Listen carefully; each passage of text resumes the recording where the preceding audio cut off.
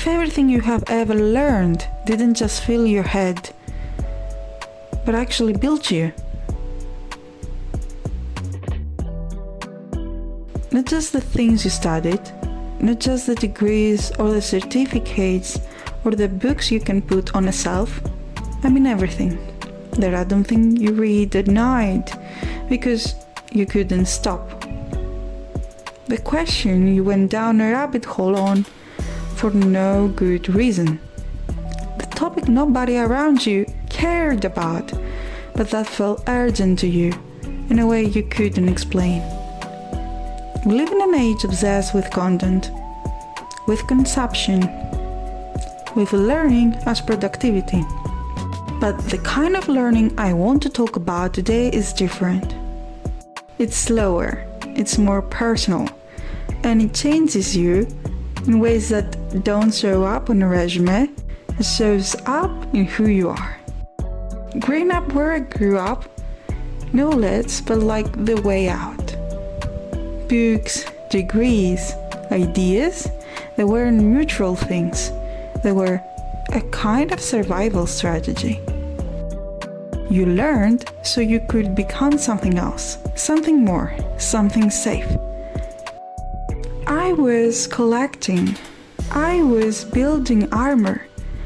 And for a long time, I thought that was what learning was for. Then something shifted. In 2023, I started reading differently. Not to become, but to be. Not to add to a list of things I achieved, but because the knowledge itself was shaping who I was.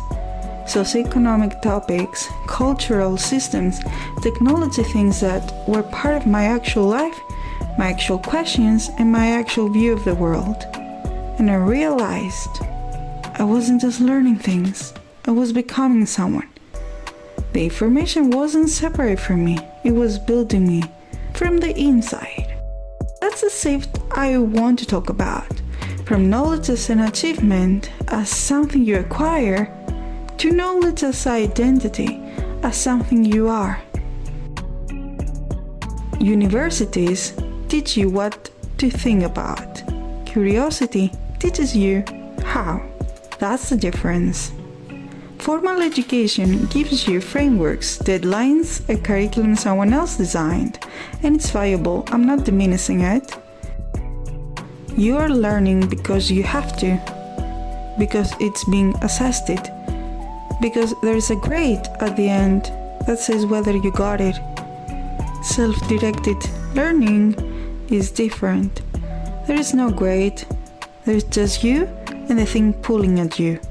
And that pull, that's the signal. That's the thing worth following. You know the feeling. You pick up a book and tell yourself you'll read one chapter. And 2 hours later, you're still there. That's not distraction, that's appetite. And it's one of the most honest things about you. What you're drawn to when no one is watching and nothing is expected of you.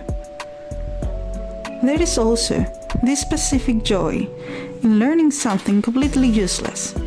Something you will never put on a CV, never monetize, never turn into anything. But it's beautiful, or strange, or true in a way that surprises you. That kind of learning is not a waste of time. That kind of learning is a luxury in the best possible sense.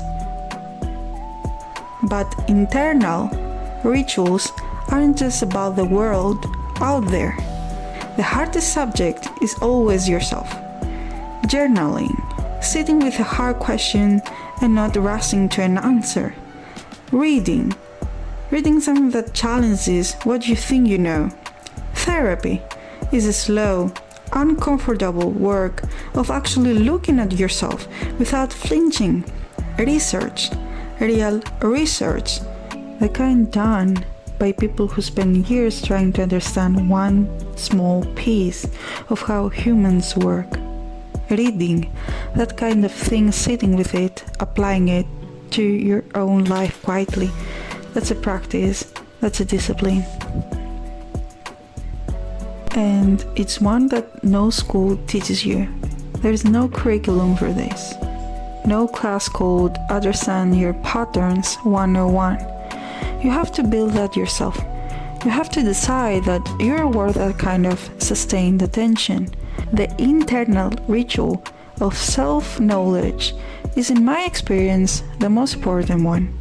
Because everything else, every decision, every relationship, every choice about what you want your life to look like comes from how well you know yourself. And that knowledge doesn't arrive all at once. It arrives slowly, in fragments. Here's the thing about knowledge as identity. It means you're never finished. And that used to scare me. Like, if I don't know this yet, what have I been doing? But I have changed how I say it. The gaps aren't embarrassing. They are the next chapter. I don't know this yet. That word "yet" changes everything. It's not a convention of late, it's a direction. You don't become someone and then stop.